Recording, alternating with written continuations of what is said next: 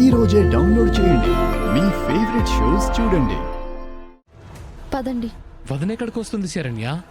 Shopping కి. వద్దు వదిన. నేను వస్తాను వస్తాను వస్తాను వస్తాను.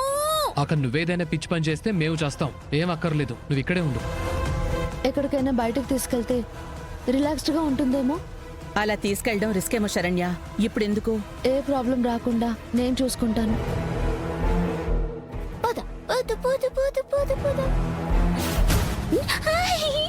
అక్క అక్క వెనకాల కూర్చో, బాగుంటుంది.